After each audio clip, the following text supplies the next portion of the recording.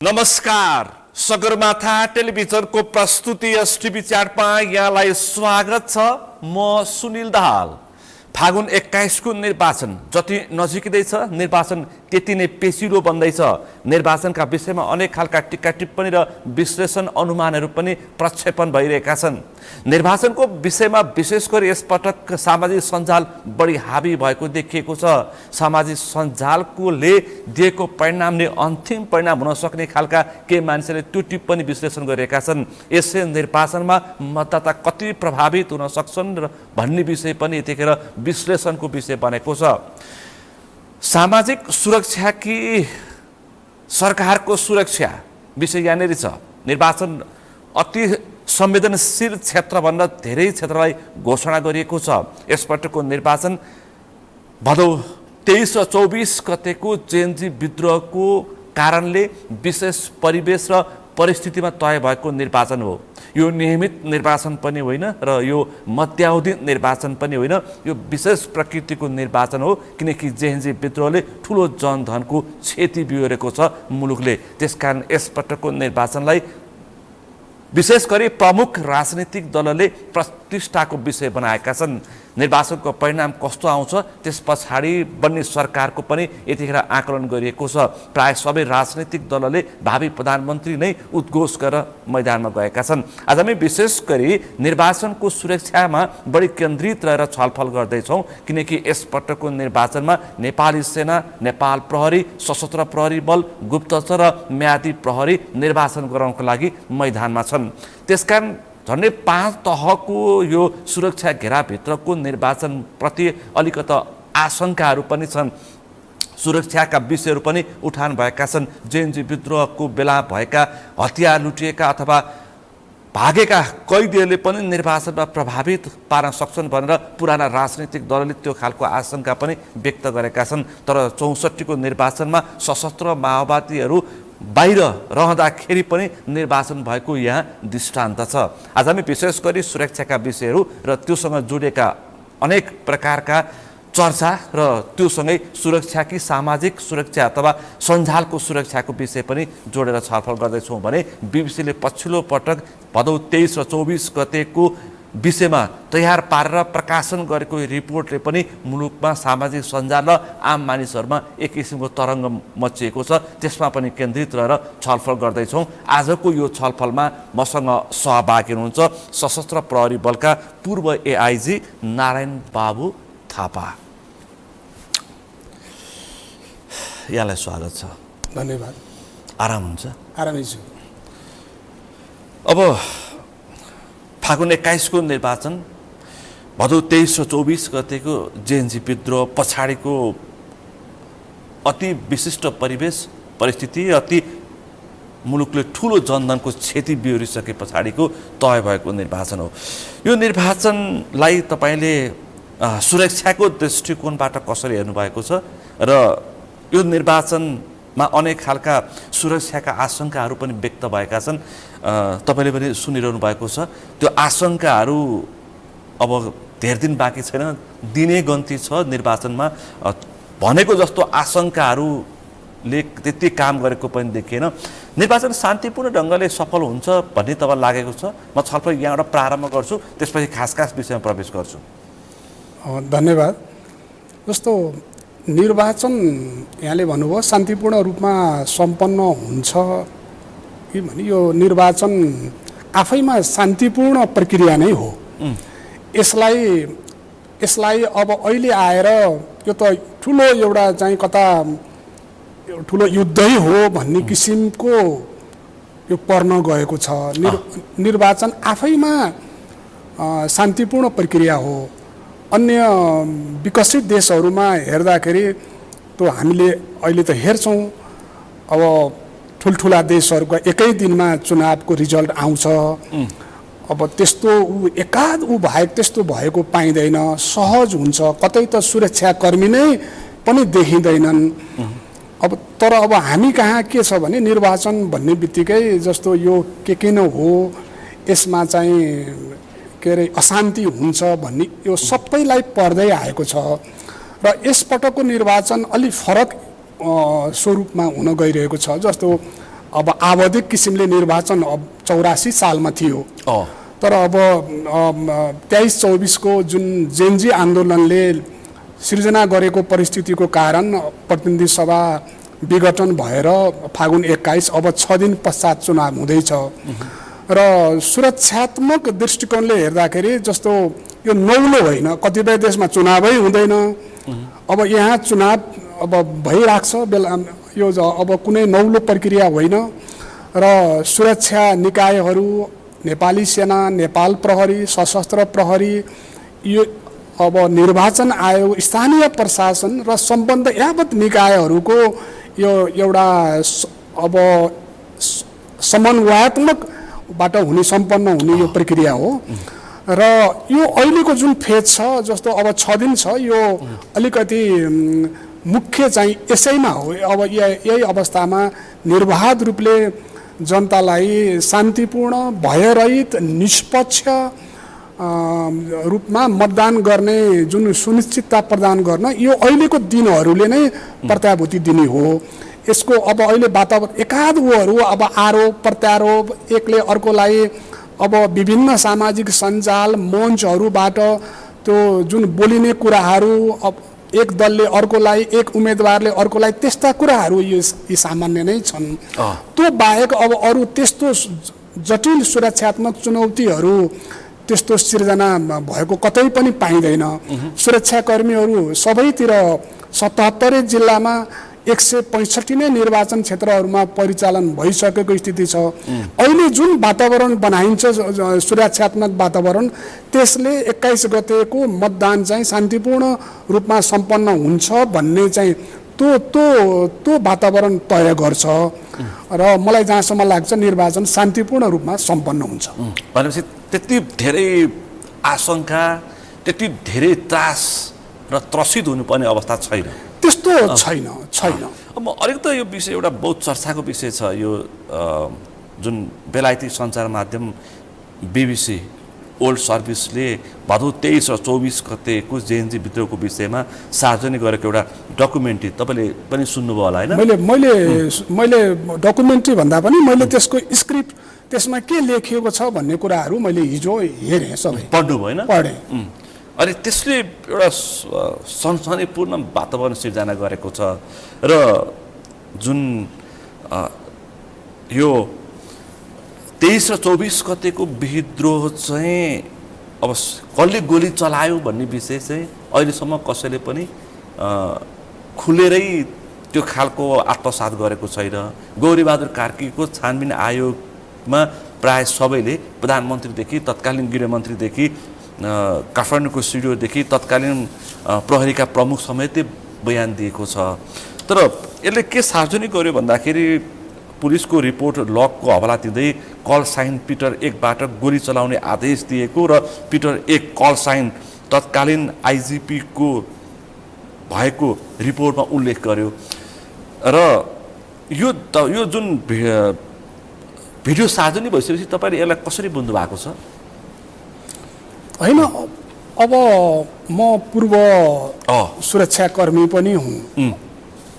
यो जुन 23 र 24 गतेको घटनाले आम नेपाली अब जसले अब चासो राख्ने नराख्ने र बाह्य जगतमा पनि यो सबैमा यो सम्प्रेषित भइसकेको, सबैले देखेको विषय नै हो। जुन घटना भयो 23 गते, अब त्यसमा हामी सबै नै दुखी छौँ। शान्तिपूर्ण रूपमा प्रदर्शन हुने जस्तो विद्यार्थी भाइ बहिनीहरूले माइती घर मण्डलामा विरोध सभाहरू आयोजना गर्ने भन्नेहरू सुनिन्थ्यो। त्यति जेनजी भन्ने अब एकाध थोरै ऊ बाहेक त्यस्तो बढी ऊ पनि कसैलाई थाहा पनि थिएन। हामीले नि त्यस्तो एउटा जेनेरेसन हो भन्ने हिसाबले मात्रै यो भित्र कस्तो के भइराखेको छ, कति आक्रोशित छन्। अब हुन त अब जनताहरूमा असन्तुष्टि त अब थियो नै, अब यो हुन्छ जस्तो, किनभने जस्तो जनताको अवस्थै त्यस्तो छ र तर अब त्यो शान्तिपूर्ण आन्दोलन दिउँसो आएर जस्तो बानेश्वरमा आइपुग्दाखेरि अब संसद भवन अगाडि एउटा फरक रूपमा गयो र प्रहरीले सुरक्षाकर्मीले नियन्त्रण गर्ने दौरानमा अब त्यसको पनि एउटा चरण हुन्छ। त्यहाँ त अब सुरक्षाकर्मीहरू न फ्रन्ट लाइनमा खटिन्छन्। प्रहरी अब सशस्त्र प्रहरी यिनै हो। जस्तो त्यो चरणमा गोलीहरू प्रहार भयो। जस्तो 19 जना विद्यार्थीहरू त्यहाँ प्रदर्शनकारीहरू 23 गते मारिए र अब त्यसको 24 गते चाहिँ यो विध्वंसात्मक भयो। जस्तो अब यसमा जुन रिपोर्ट त अब यसको यो के हो, यसको यो चाहिँ न्यायसङ्गत थियो कि थिएन भन्नेमा हाम्रै उच्च स्तरीय छानबिन आयोग नै छ। अब त्यसले नै छानबिन गरिरहेको अवस्था छ। त्यसमा सबभन्दा सबैले नै बयानहरू आफ्नो चाहिँ आफ्नो कोणबाट आफ्नो विचारहरू त्यहाँ दिइसक्नु भएको छ र त्यसको चाहिँ रिपोर्ट सार्वजनिक हुनै बाँकी छ। अहिले हिजो जुन बीबीसीको समाचार, बीबीसीले गरेको विश्लेषण अनुसन्धान भनेर आयो र त्यसमा अब पिटर वान प्रहरी महानिरीक्षक, तत्कालीन प्रहरी महानिरीक्षकज्यू र आएको छ। जस्तो अब पिटर वान चाहिँ कल साइन नेपाल प्रहरीको महानिरीक्षकै हुन्छ हैन पिटर वान हैन। अब मलाई नि अब यो कल साइनहरु त चेन्ज भइरहन्छ। जस्तो अब चेन्ज भइरहन्छ नि पिटर वान कल साइन तत्कालीन आईजीपी को भएको अथवा तत्कालीन आईजीपी अथवा तत्कालीन प्रहरी महानिरीक्षक भनेको चन्द्र कुबेर खापुङकै हो भनेर यस्तो भन्छ। अब हैन अब हामीले अब यो के भने हामीले यस्तोहरु धेरै एउटा 30 वर्षको जागिरको दौरानमा धेरै ठाउँमा यस्तोहरु अब अफसरहरूले, कमान्डरहरूले भोग्छन्। यो भोग्छन्। यो भिन्न र यसले सिर्जना गरेको एउटा भयावह स्थितिको कारणले यसलाई फरक किसिमले हामीले अहिले फरक किसिमले चर्चामा छ।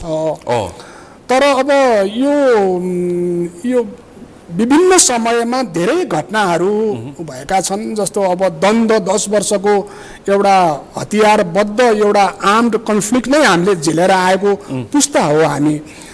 जस्तो अरू पनि विभिन्न घटनाहरू वर्षमा अब यो झडपहरू यस्तो प्रदर्शनहरू भइराख्छ। सुरक्षाकर्मीले त्यो भोगिराखेको विषय हो। तर अब जुन यहाँले भन्नुभयो अब कल साइन त चेन्ज भइराख्छ। तत्कालीन महानिरीक्षकज्यू भनेर त्यसमा लेखिएको छ। मलाई जहाँसम्म लाग्छ जस्तो स्थितिलाई नियन्त्रण गर्न अब त्यो म सक्दिनँ। अब सुरक्षाकर्मीहरू खटाएपछि जुन अति संवेदनशील क्षेत्र हो, जुन निषेधित क्षेत्र हो, त्यहाँ जान मिल्दैन भनेरै त्यहाँ खटाइएको हो। खटाइएको हो किनकि संसद भवन भनेको चाहिँ अति संवेदनशील क्षेत्रभित्र पर्छ। बिल्कुल संवेदनशील नै हो। जस्तो संवेदनशीलै हो। काठमाडौँ भला यहाँ सरकार यहीँ बस्छ, जिल्ला सुरक्षा समिति नजिकै छ, भ्यालीको कमान्ड पनि यहीँ छ भने पनि त्यहाँ खटिने भनेको अब विभिन्न स्थानबाट आज यहाँ पनि केही हुन सक्छ, यसलाई बचाउनु पर्छ, जोगाउनु पर्छ भनेर एउटा अब निश्चित तहको अफिसरहरू र अब ट्रुप्सहरू नै खटिने हो र अब उसलाई दिएको उसको कर्तव्य, उसलाई दिने आदेश भनेको यो चाहिँ संवेदनशील ठाउँ हो, यसमा प्रवेश गर्न दिन हुँदैन, यसलाई तोडफोड गर्न दिन हुँदैन, आगजनी गर्न दिन हुँदैन भन्ने आदेशले नै उसलाई खटाइएको हुन्छ। अब अप्रत्याशित रूपमा ब्यारिकेडहरू, निषेधित क्षेत्र तोडेर अब त्यहाँ प्रदर्शनकारीहरू गएपछि गोली चल्यो। जहाँसम्म लाग्छ मैले नि त्यही नै बुझिरहेको छु। गोली चल्यो र अब यस्तो हुन्छ धेरै प्रदर्शनकारीहरू आउँछन् किनभने प्रदर्शन माइती घरतिर भनिएको थियो। प्रदर्शन बानेश्वर जुन चोकमै अगाडि भनिएको थिएन, त्यहाँ त्यस्तो हुन्छ भन्ने अनुमान भएको भए अलि धेरै सुरक्षाकर्मीहरू, अलि के अरे विभिन्न घेराहरू त्यो पहिले नै राख्ने अवस्था हुन्थ्यो होला। त्यो चाहिँ कमजोरी, सूचनाहरूको सही हिसाबले यो सामान्य हुन्छ, भर्खरका बच्चाहरू यो अब यसले ठुलो रूप लिँदैन भन्ने अनुमान भयो कि भन्ने मलाई लाग्छ। अब बच्चा सामान्य साना उमेरका भए पनि जेएनजीमा जोस र जाँगरको चाहिँ सुरक्षा निकायले अनुमान लगाउन सकेन। र जोस हुन्छ नि त्यो उमेर समूहको, होइन, त्यो उमेर समूहको जोस जाँगर र त्यसको फुर्ती सामान्य हुँदैन। होइन, त्यो युवाहरू हो, किनकि आक्रोशित थिए। किन आक्रोशित भने सामाजिक सञ्जाल बन्द भएको थियो, उनीहरू सामाजिक सञ्जालमा प्रतिबन्धित भएका थिए, प्रतिबद्ध, र उनीहरू त्यसमा चाहिँ सामाजिक सञ्जालमा उनीहरूको लाइफस्टाइल बनिसकेका थियो, जीवनशैली बनाएको थियो। ट्याक्क सरकारले ठ्याक्क बन्द गरिदियो। त्यसपछि उनीहरू उकुस मुकुस भई गुम्सिए। त्यस पछाडि यहाँ यस्तो आम मान्छेलाई के परेको थियो भन्दा यो मुलुक भनेको भ्रष्टाचारी, यो मुलुकमा केही पनि हुँदैन, यो मुलुकमा भ्रष्टाचारभन्दा बाहेक केही पनि हुँदैन, यो मुलुकको रहसखस गर्ने नेता, कर्मचारी, पुलिस, प्रशासन, अदालत यिनीहरूका सन्तान मात्रै हुन्, र जे छ तिनीहरूकोसँग मात्रै छ, हामीसँग केही छैन। यहाँ नेपो बेबीहरूको चाहिँ जगजगी छ, उनीहरूले भन्दा बाहेक अरूको जीवनशैली नै छैन। आम युवाहरूलाई पनि त्यो परेको थियो, आम युवाहरूलाई त्यो परेको थियो। त्यसको आक्रोश त्यतिसम्म हुनसक्छ भनेर सुरक्षा निकायले आकलन गर्न सकेन। जनतामा उमेर समूहको शक्तिको आकलन गर्न सकेन। जनतामा होइन, जहिले पनि यी सबै आन्दोलनहरू, सबै यी दलहरू, यी सबैले आन्दोलन गरेरै आएका हुन्। सबै नै ढुङ्गा मुढा गरेर, विद्यार्थीलाई परिचालन गरेर, र अब विभिन्न सबै उपाय लगाएरै नेता भएका धेरै छन् यो देशमा। यिनीहरू चाहिँ प्रशिक्षित कार्यकर्ता, जो 2324 गते आएका जेएनजी विद्रोहीहरू, जो अथवा युवा अथवा उमेर समूह छ, उनीहरूलाई कर्फ्यू भन्ने पनि थाहा थिएन, निषेध आज्ञा पनि थाहा थिएन, र पानीको फोहरा उनीहरूले अलिअलि देखेको भन्दै थिए। त्यस्तो खालको अवस्था थियो। तपाईँ यो हेर्दाखेरि चाहिँ सुरक्षा निकाय कहाँनिर चुक्यो जस्तो लाग्छ तपाईँलाई?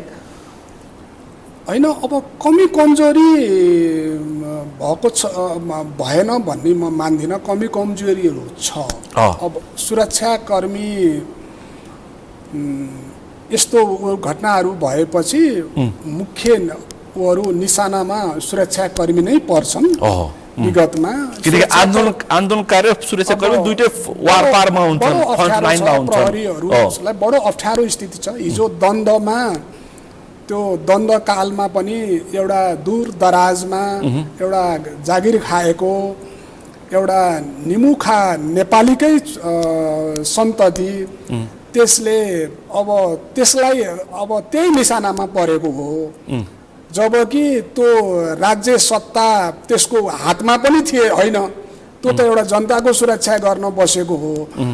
प्रत्येक आन्दोलनमा सुरक्षाकर्मीहरू अप्ठ्यारो स्थितिमा चाहिँ पर्दै आउँछन्। तर अस्तिको जुन कमी कमजोरी भएको छ, जस्तो पहिले नै पूर्व अनुमान गरेर अलि धेरै सङ्ख्यामा यदि भ्यालीबाट पुग्दैन भने बाहिरबाट पनि लिएर आएर अलि तह वाइज राखेर र जुलुसलाई सुरक्षाकर्मीहरू धेरै छन्, र हामीले यही नै माइती घर, यो जुन एभरेस्ट होटेलको बिचमा नै यहीँ शान्तिपूर्ण प्रदर्शन गरेर अब हाम्रो आवाजहरू हामीले राख्यौँ। जुन सामाजिक सञ्जालमा लगाइएको प्रतिबन्ध र सुशासन, अब यावत कुराहरू जुन जनआक्रोश असन्तुष्टिको असन्तुष्टि थियो जनतामा, असन्तुष्टि नभइकन के अरे, अब असन्तुष्टि नभइकन के अरे त्यो हुँदैन। मैले भन्न खोजेँ प्रहरीले हतियार मात्रै चलाउँछ, प्रहरीले लाठी मात्रै चलाउँछ कि प्रहरीले बौद्धिकता पनि चलाउँछ भन्ने मेरो प्रश्न हो। प्रहरी त प्रहरी भनेको सुरक्षाको बौद्धिकता पनि बोकेको फोर्स हो नि त। उसले घटनाको तत्कालीन घटनाको पनि त उसले विश्लेषण गर्न सक्छ नि त। होइन सक्छ। जस्तो यहाँ सबै आदेश पात्र होइन नि, विश्लेषण पनि गर्न सक्छ। सुरक्षा समितिले अब यो समितिको बैठक बसेर त्यसमा कस्तो खालको, त्योभन्दा अगाडि चैतमा पनि तिनकुनेमा ठुलो अब आन्दोलनै भएको थियो, त्यहाँ पनि घटनाहरू घटेको थियो, आगजनीहरू भएको थियो, र त्यसलाई अब त्योबाट पाठ सिक्दै यो आन्दोलन कस्तो हुन्छ, भित्रभित्र अब यहाँ ठुलो नेटवर्किङ रहेछ, सबैले जाउँ भने अब हाम्रै बच्चाहरूलाई पनि त्यो बारेमा थाहा रहेछ। जबकि हामी यस्तो हुन्छ भन्ने उ थिएन। अब सामाजिक सञ्जालहरू चलेनन्, बच्चाहरू यसैबाट पढ्थे, अब यो नै उनीहरूको लाइफस्टाइल जस्तो बन्दै गएको थियो। अनि अब विद्यार्थीहरूले आक्रोश पोख्दैछन् भन्ने मात्रै हामीले बुझेका थियौँ। र अब त्यो बानेश्वरमा आइपुग्दाखेरि एउटा फरक भयो। अब जिल्ला सुरक्षा समितिले यसलाई विश्लेषण पक्कै गरेको थियो होला, तर अब त्यहाँ चाहिँ जस्तो निषेधित क्षेत्र तोड्नु हुँदैन भनेर नै अब प्रदर्शनकारीहरू पनि त्यसमा संयमित भएर बस्नु पर्थ्यो। र सुरक्षाकर्मीले यस्तो हुन सक्छ है भनेर उनीहरूले चाहिँ सुरक्षाकर्मी अब सूचनाहरू सङ्कलन गरेर त्यो अन्तर्राष्ट्रिय सम्मेलन केन्द्रमा कुनै पनि तवरमा त्यहाँ पस्न नसक्ने वातावरण बनाएको भए र उनीहरूले त्यहाँ तोडफोड आगजनी भित्र पस्ने जुन चाहिँ इन्टरभेन गर्ने त्यो अवस्था आउने थिएन र गोली पनि चल्ने थिएन। र एउटा क्षति संसद भवनको बिल्डिङमा भयो, 19 जनालाई नमारिदिएको भएदेखि भोलिपल्ट यति ठुलो जनधनको र सिंहदरबारदेखि यथा मन्त्रालयदेखि नजल्न पनि सक्थे। त्यो भोलिपल्टको आक्रोश नागरिक नेपाली नै हुन्, भवनै हो, संसद भवनै हो होइन। सिंहदरबार जलेको थिएन, 23 गते राष्ट्रपति भवन जलेको थिएन त यत्र मन्त्रालय र यत्र देशभरका संरचना जलेका थिएन। 23 गते चाहिँ त्यति प्रहरले बुद्धिमत्ता पुर्याइदिएको भएदेखि 24 गते त्यो खालको विध्वंस नहुन सक्थ्यो भन्नेहरू पनि ठुलो जमात छ। होइन यसमा मान्छेले के पर्यो भने नाबालकको स्कुले ड्रेसमा आएको बालबालिकाको कन्सर्टमा गोली लगाएर उछिटेको रगत र लतपतिको जुत्ता र त्यो ब्याग मान्छेले देख्नै सकेनन्। होइन अब 24 गतेको जुन 23 गते जुन दिउँसो विद्यार्थी अब भाइ बहिनीहरू छोराछोरीहरू जुन हिसाबले बानेश्वरको चोकमा मारिए र त्यसैले नै 24 को स्थिति सिर्जना गरेको हो। त्यो अब लाठी मात्रै चार्ज गरेर अब हवाई फायरहरूबाट लाठी चार्जबाट केही अब लडेर अब केही घाइतेहरू हुन सक्छन्, त्यति मात्रै भइदिएको भएर जस्तो अब त्यो नमारिएको भए 24 गतेको त्यो विध्वंस त्यो अवस्थामा त्यो भयावह रूपमा हुँदैन थियो भन्ने चाहिँ मलाई पनि लाग्छ। तपाईको बुझाइ पनि त्यो छ। तर खापुङजीले दिएको यो आदेशको विषयमा चाहिँ तत्कालीन प्रहरी महानिरीक्षक चन्द्र कुबेर खापुङले दिएको चाहिँ अब बल प्रयोगको आदेश दिएको भनिएको छ, निर्देशन दिएको भनिएको छ। तर सबैले तत्कालीन प्रधानमन्त्री केपी शर्मा ओली, गृहमन्त्री रमेश लेखक, काठमाडौँको सिडिओदेखि स्वयं खापुले नै गोली चलाउने आदेश दिएको छैन भनेर गौरीबहादुर कार्कीको बयानमा दिएको छ, आयोगको बयानमा। अब यहाँ बीबीसीको यो हालको रिपोर्ट आयो, यसप्रति ठुलो शङ्का र आशंका उब्जिएको छ। तपाईँलाई के लाग्छ, सुरक्षाको दृष्टिकोणबाट तपाईँको बुझाइ के छ? होइन यस्तो जस्तो मैले होइन अब जिल्ला सुरक्षा समिति यही नै छ। अब यहाँ भ्यालीको एउटा छुट्टै कमान्ड पनि छ, त्यहाँ नेपाल प्रहरीको एआई साहब नै हुनुहुन्छ, सशस्त्र प्रहरीको डिआई साहब, अरू राष्ट्रिय अनुसन्धानको त्योहरू पनि बसेर अनुगमनहरू गरिरहनुहुन्छ। केन्द्रीय सुरक्षा समिति पनि एक्टिभेट हुन्छ यस्तो अवस्थामा।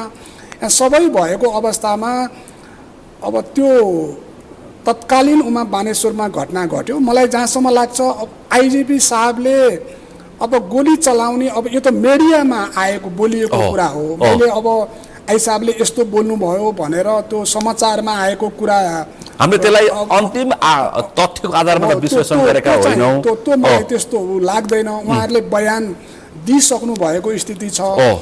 अवस्था कस्तो सिर्जना हुन्छ त त्यहाँ खटिने सुरक्षाकर्मीले अब अरू कुनै अवस्थामा अब हिजो पहिला के हुन्थ्यो जस्तो अब अब प्रमुख जिल्ला अधिकारीको आदेश लिएर पहिल्यै यस्तो घटना घट्न सक्छ भनेर आदेश लिएर जाने, अथवा घटना घटेपछि अब के अरे आदेश लिने यस्तो प्रचलन पनि हुन्थ्यो।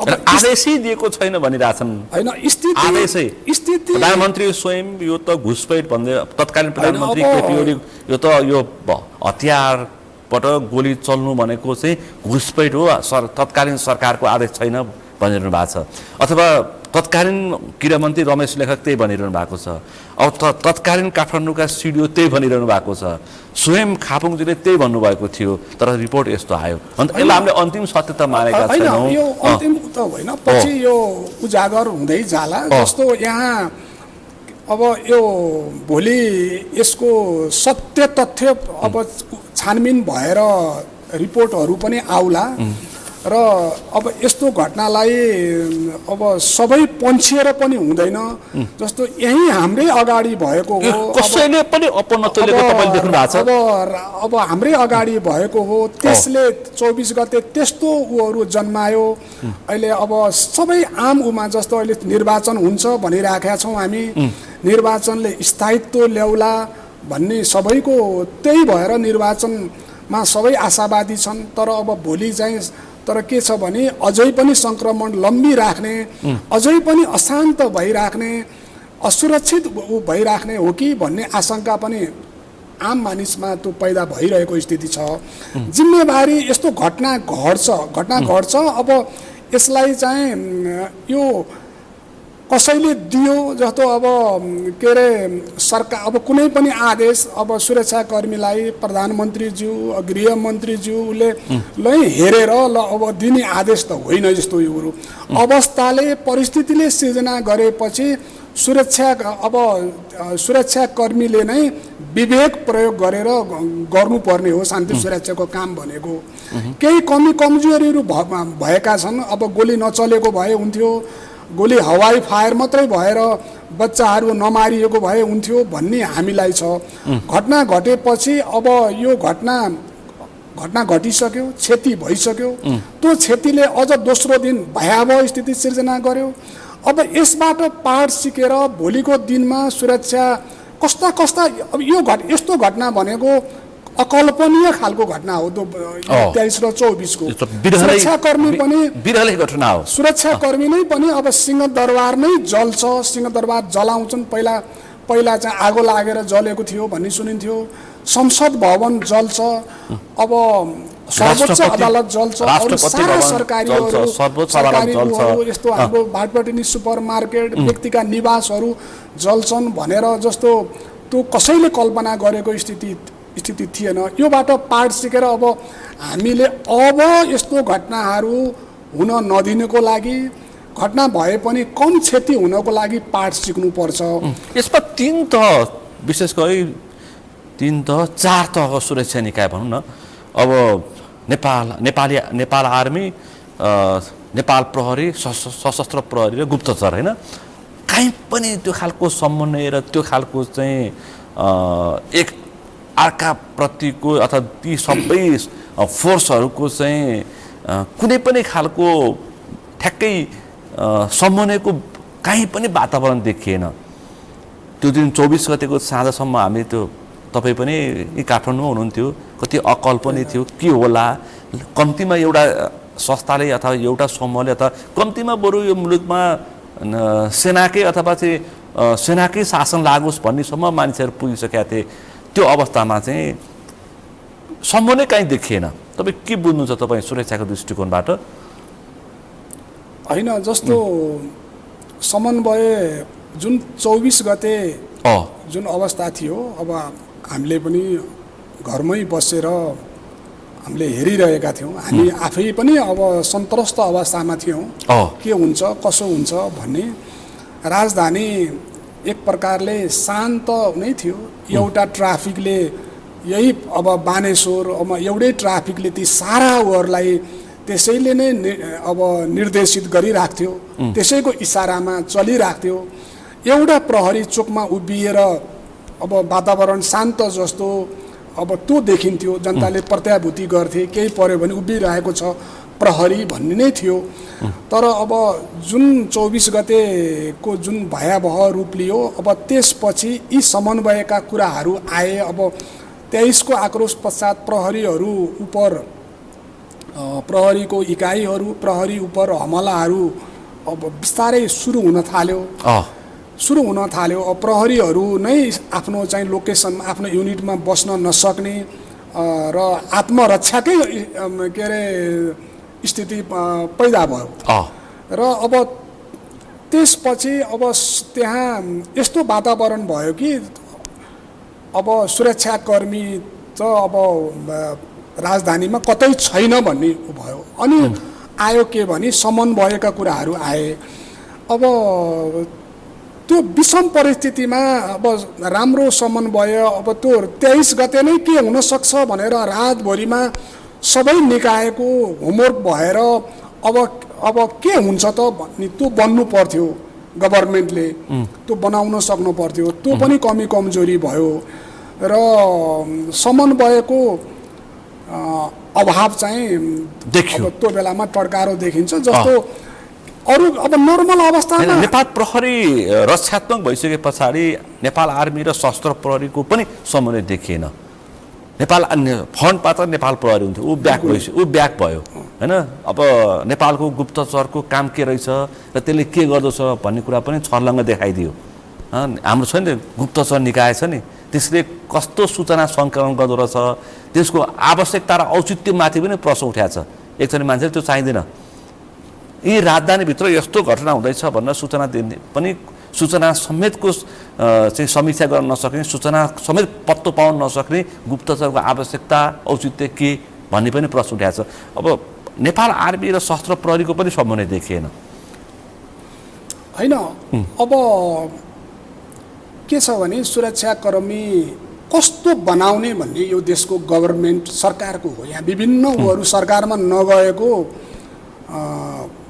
नरहेको कोही पनि छैन। नेपाल प्रहरी भन्दा माथि होइन सशस्त्र प्रहरी होइन, माथि भनेको मतलब त्यसपछि त्यसले नसकेको अवस्थामा सशस्त्र प्रहरी, अब त्यसपछि भएन भने भिन्न अवस्थामा भिन्न निर्णयबाट नेपाली सेनाको परिचालन हो। नेपाली सेना त मुलुकको रक्षाको लागि अन्तिम विकल्प र अन्तिम विश्वास हो। सशस्त्र प्रहरीको औचित्य पनि देखिएन नि होइन। जस्तो अब कस्तो अब त्यो स्थिति कस्तो भयो भने यहाँ कोही छैन कि भन्ने स्थिति आयो। त्यसले गर्दा प्रश्नहरू सबैतिर नै उठेका छन्।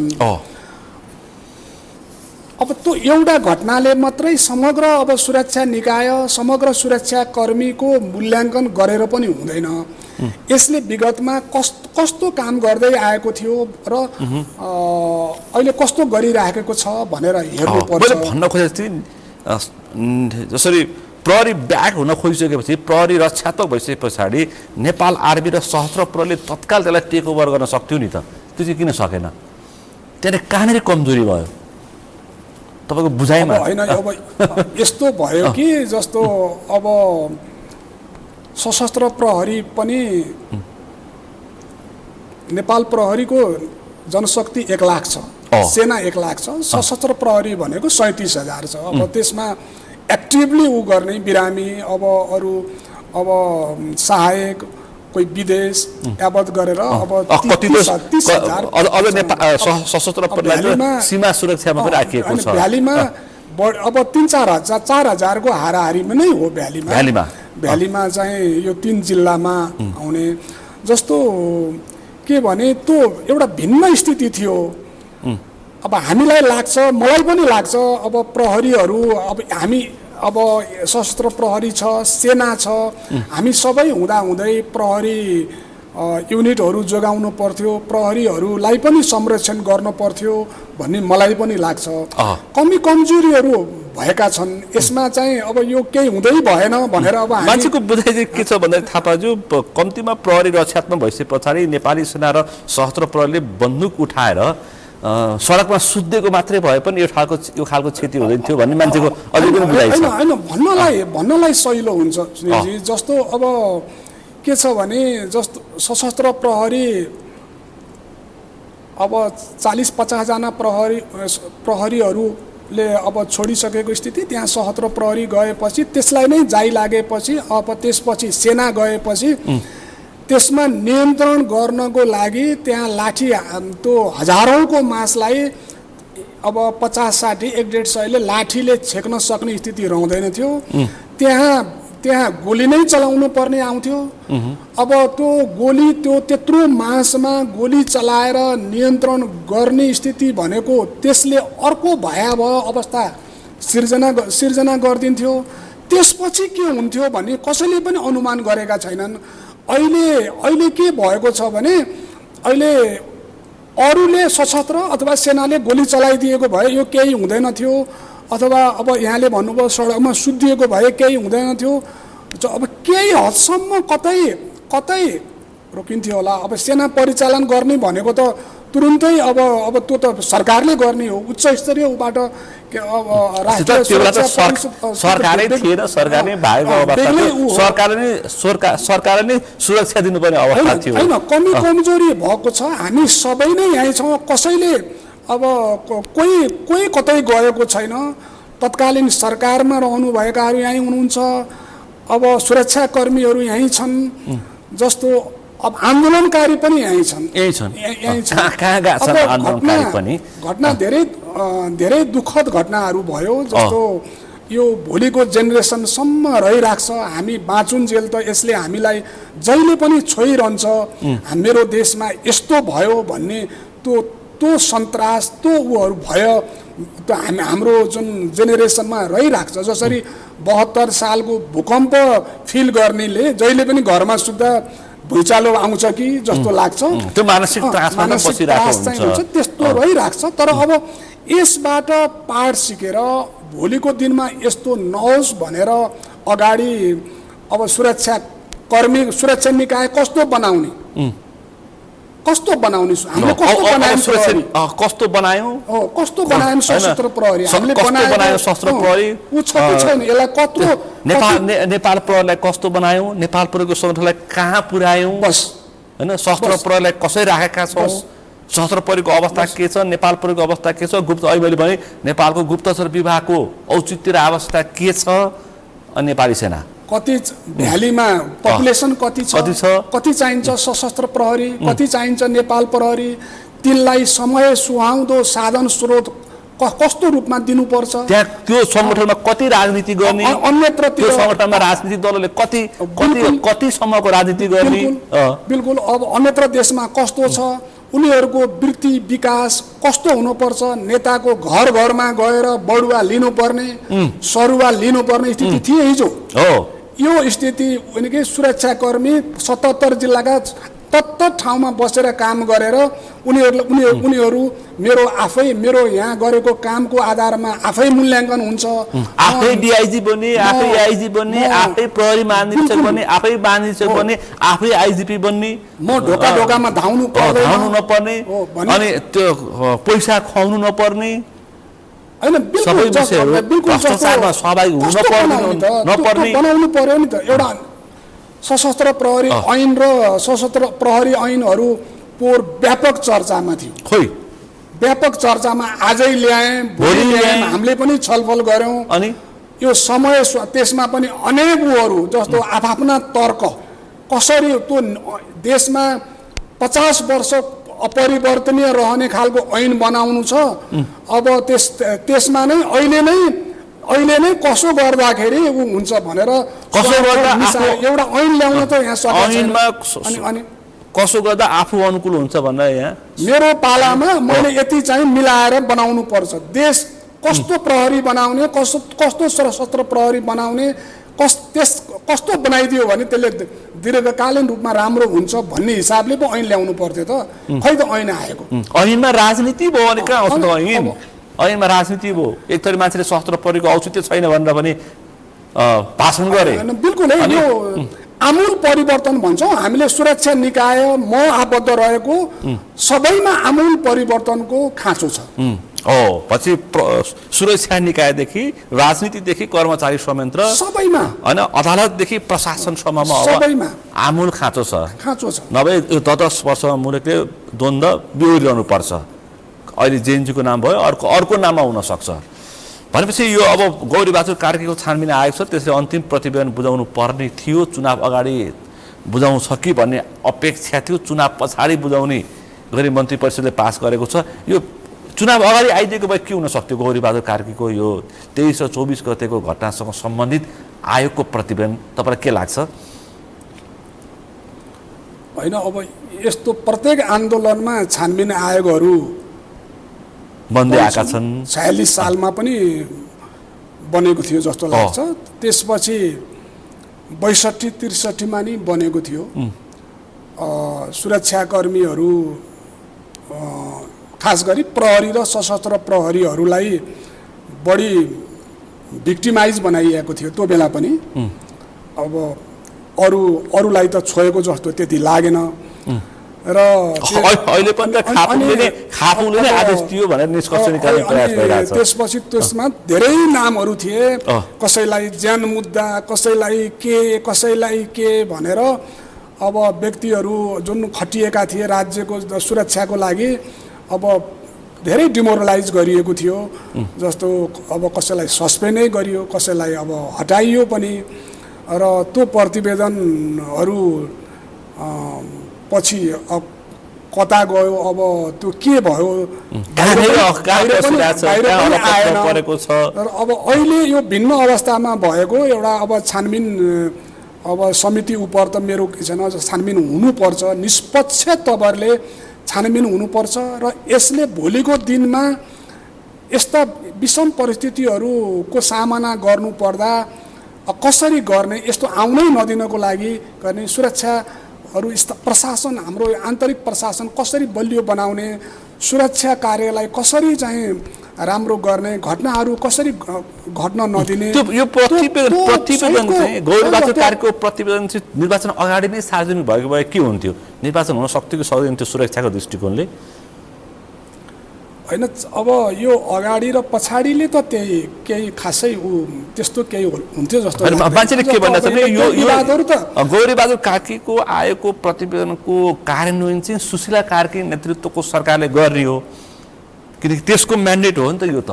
मात्र फागुन 21 को निर्वाचन होइन भनेर बुझेका मान्छेले त्यो भनिरहेछन्। फागुन 21 को निर्वाचन पछाडि त बन्ने सरकारले अर्को काम गर्छ, तर यो 6 महिने सरकारको दायित्व हो भनिरहेछन्।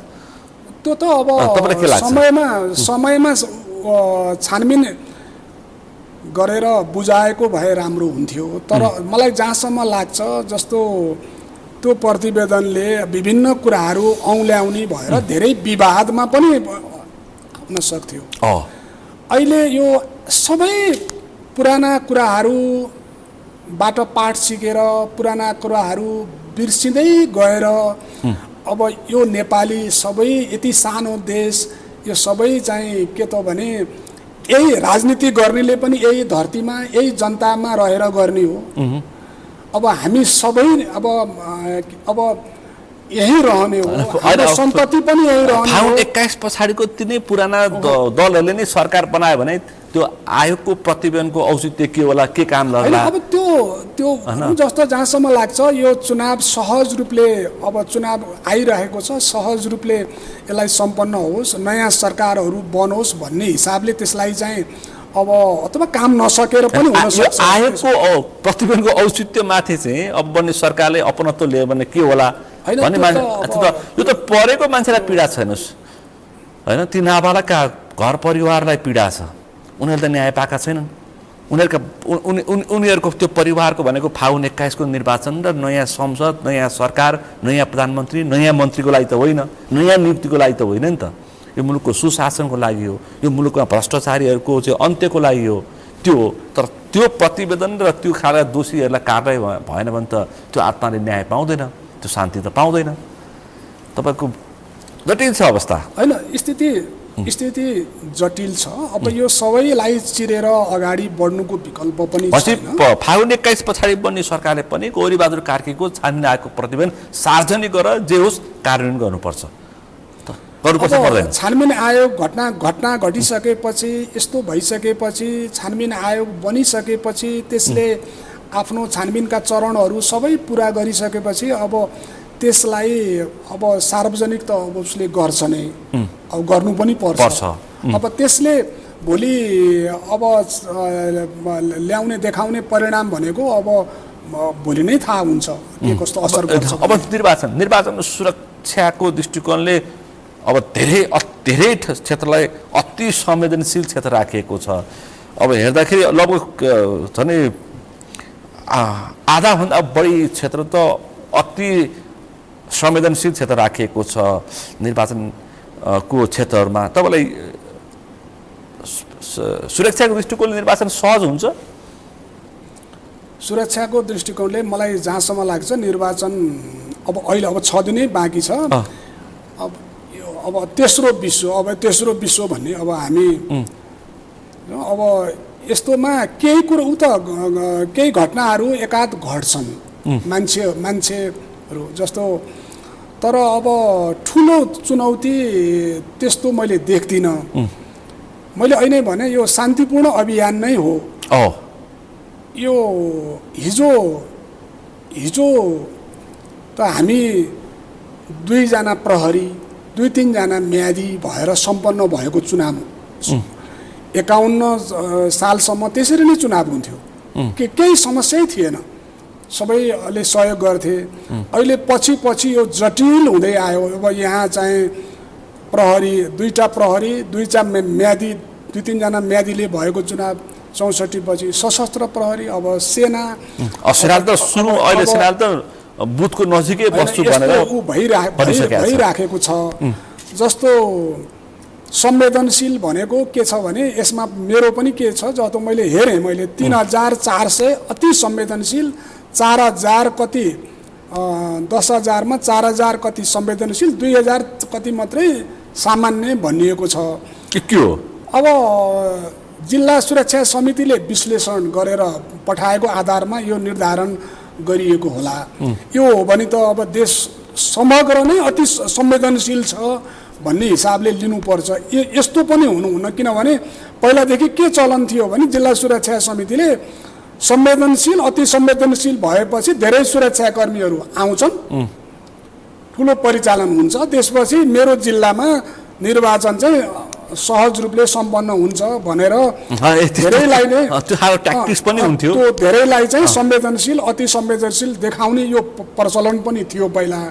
त्यही हिसाबले गरिएको हो कि साँच्चै नै अब 10,000 मा 4, 5, 6, 7, 8,000 संवेदनशील हुन्। तर मलाई जहाँसम्म लाग्छ ती सब अति संवेदनशील केही ठाउँमा हुन्छ, केही ठाउँमा घटनाहरू घटिरहेको छ। मैले पढिराखेका थिएँ, जस्तो अब कति ठाउँमा कुन जिल्लामा हो मैले अहिलेसम्म लाइन लाग्छु भोटै हालेको छैन भन्ने पनि सामाजिक सञ्जालमा आइरहेछ। त्यो त अब आइराखेको छ। त्यहाँ सुरक्षाकर्मी पनि थिए होलान्, अब त्यहाँ मतदान अधिकृत थिए होलान्, पर्यवेक्षकहरूले पर्यवेक्षण गरे होलान्, र मैले अहिलेसम्म मतदान गरेका छैन। केही ठाउँमा अब घटनाहरू घट्न सक्छन्, तर अब निर्वाचन नै बिथोलिने, निर्वाचनलाई नै असर गर्ने स्थिति चाहिँ रहन्छ भन्ने मलाई लाग्दैन। सुरक्षाकर्मीहरू परिचालन भइसकेको स्थिति छ, वातावरण अब अहिले बन्दै छ। अब 21 गतेको लागि अब यो अवस्थाले गर्दा 21 गते सहज रूपमा निर्वाचन सम्पन्न हुन्छ, त्यस्तो जटिलता केही आउँदैन जस्तो लाग्छ। अब सेनाले चाहिँ नेपाली सेनाले हामी अग्रपङ्क्तिमा नै बुथको नजिक हुन्छौँ भनेको अवस्था छ। यो चाहिँ के भन्न खोजेको, किनकि अब यसपटकको निर्वाचन अति संवेदनशील भएर सेनाले नजिकबाट निहाल्ने प्रयास गरेको तपाईँको बुझाइमा के छ? होइन, अलि भिन्न अवस्था छ। भदौको उसले स्थिति चुनाव पनि अलि अब 84 को अलि अगाडि भयो। आम मानिसमा के हुन्छ कसो हुन्छ भन्ने एक खालको हुनु स्वाभाविक पनि हो। सुरक्षा जुन एकीकृत इन्टिग्रेटेड सेक्युरिटी प्लान, जुन समन्वय एकीकृत सुरक्षा योजना यो बन्छ, यस्तोमा यो बनिसकेको छ, हुनुपर्छ।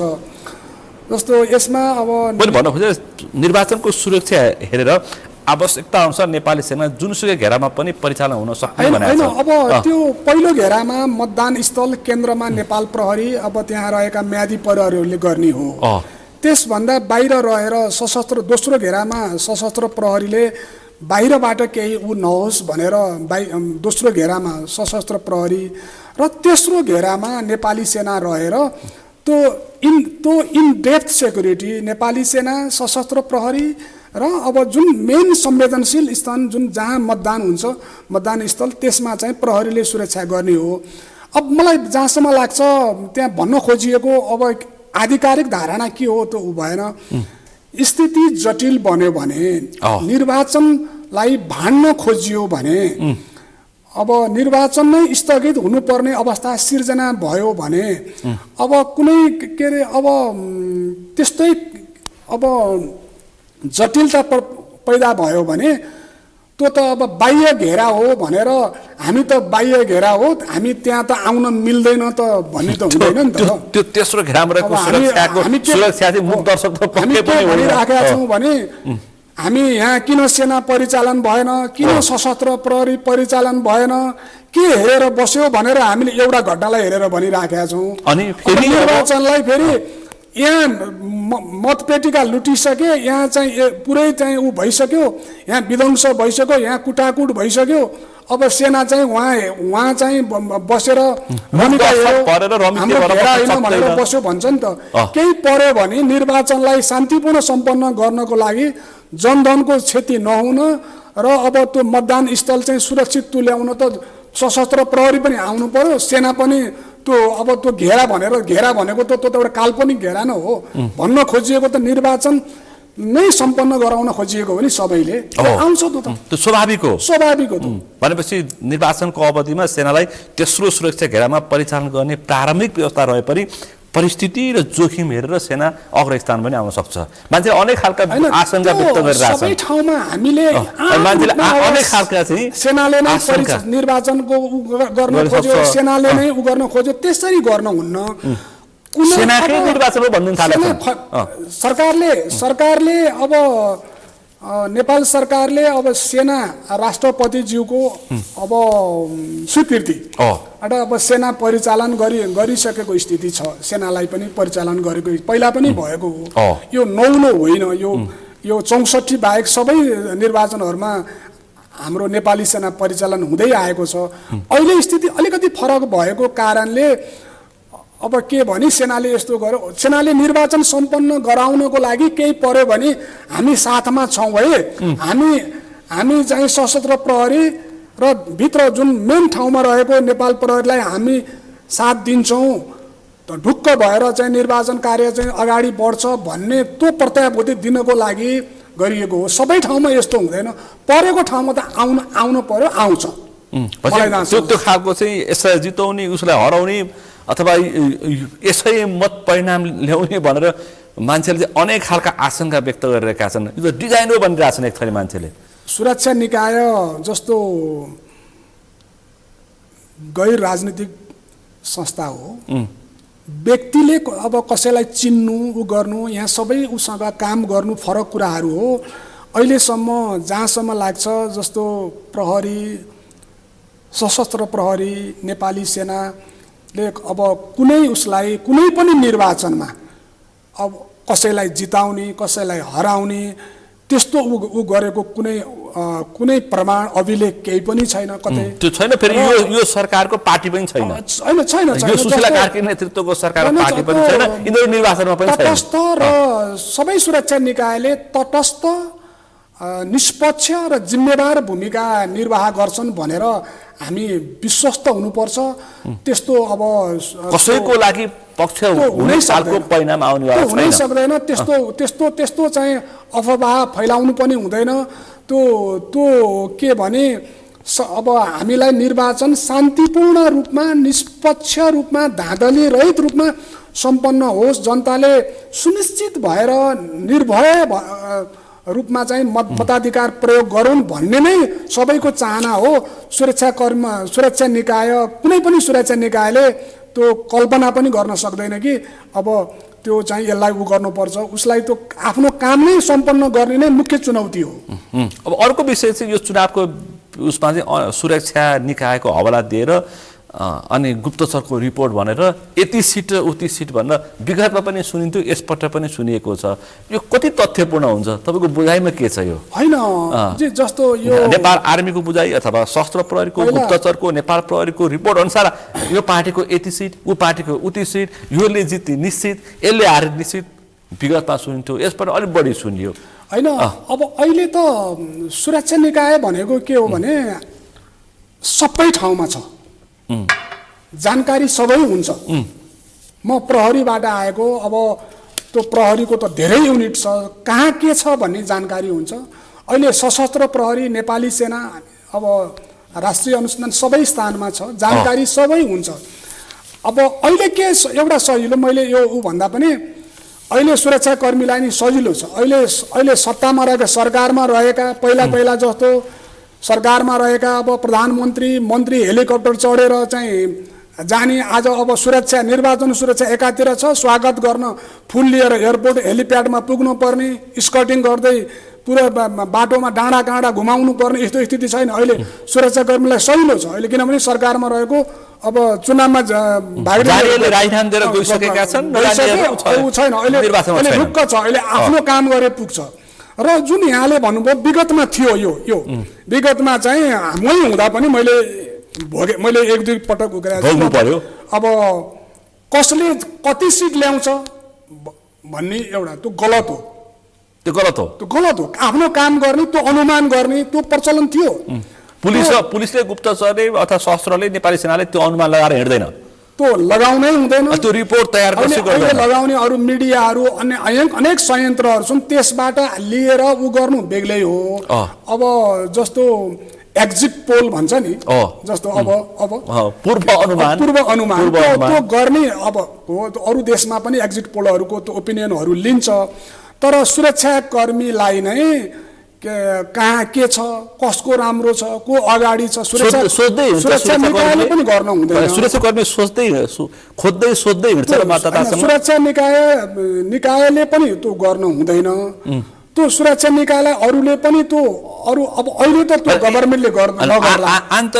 आन्तरिक के हुन्छ भन्न खोजे त्यस्तो हुन्छ र सुरक्षा निकाय फेरि खोज्छ, सोध्छ मतदातालाई कसलाई भोट हाल्ने भनेर होइन, त्यसरी सोध्दैन। उसले त्यो विभिन्न गतिविधिहरूको एउटा अनुमान लगाउन सक्छ।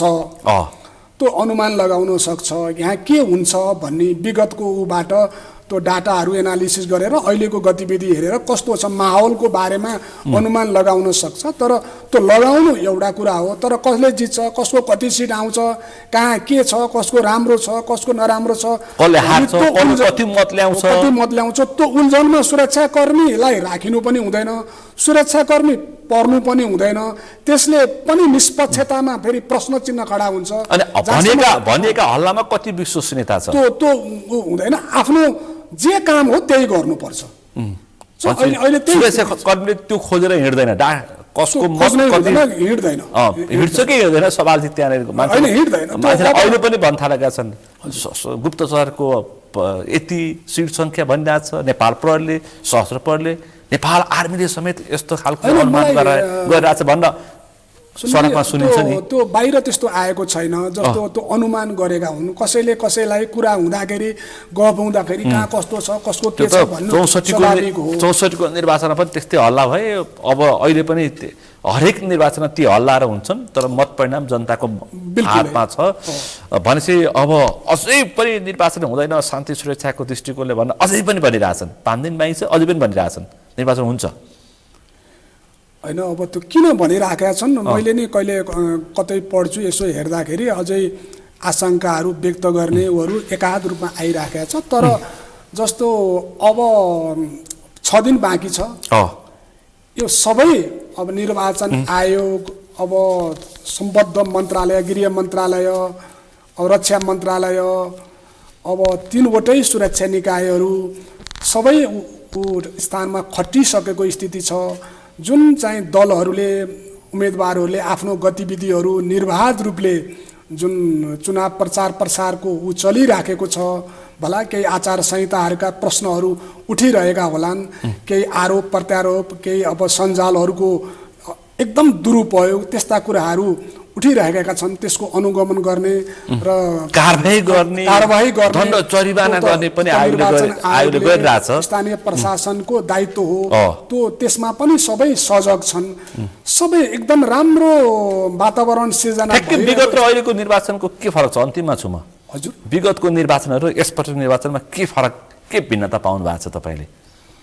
होइन, विगत र अब अहिले खासै त्यस्तो यो अहिले हाम्रोमा के छ भने खालि यो निर्वाचनलाई 23 र 24 को जेनजी आन्दोलन, 23 को जेनजी आन्दोलन, 24 को विध्वंस र एउटा समयमा हुनुपर्ने चुनाव अब बेग्लै विषम परिस्थितिको कारण हुन गइरहेको छ र अब बेग्लै अब खालको वातावरणमा हुन गइरहेको छ भनेर एक थरीले हेरिरहेको स्थिति छ। पहिला पनि प्रतिनिधि सभा अब यही प्रकृतिको निर्वाचन हो, अहिले पनि यही प्रकृति निर्वाचन हो। अब अहिले अब के छ भने अहिले सरकार अब जेनजी आन्दोलन पछिको फरक सरकार छ, फरक सरकार छ। यो सरकार जहाँसम्म लाग्छ जस्तो अब सरकारमा रहेकाहरू कोही पनि निर्वाचनमा सहभागी पनि हुनुहुन्न। सरकारले नै प्रभावित पार्ने स्थिति पनि अहिले छैन। विगतमा त्यो खालको सरकार भएपछि गृहमन्त्री भएपछि निर्वाचन जितिन्छ, परिणाम आउँछ भन्थे, अब त्यो पनि छैन। किनकि सरकार भएकाहरू मैले भनिसकेँ राजनीति दिएर मैदानमा छन्, त्यो पनि छैन। अब सबै अब दलहरू यिनै हुन्। अब केही दलहरू थपिएका होलान्, केही अब जनउभार अब फरक किसिमले गएको होला।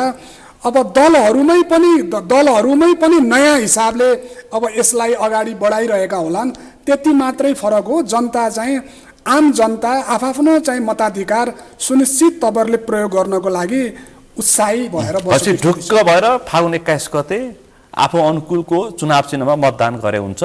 सुरक्षाको दृष्टिकोणबाट कुनै कमजोरी हुँदैन मलाई जहाँसम्म लाग्छ। अब एकाध केही घटनाहरू स्थानीय तत्कालीन त्यही स्थानमा त्यही अब मतदान स्थल अब त्यही स्थानमा सिर्जना हुने बेग्लै हो। यसपल्ट निर्वाचनमा बुथ क्याप्चर हुने सम्भावना पनि छैन। त्यस्तो हुँदैन। जस्तो केही चाहिँ प्रयासहरू गर्छन्। अब कतै मैले पनि कतै पढेको थिएँ पहिलाकोमा के अरे एउटा कुन जिल्लाको के नभन जाली पितृले पनि भोटाले यसपालि भनेर कता पढेको थिएँ।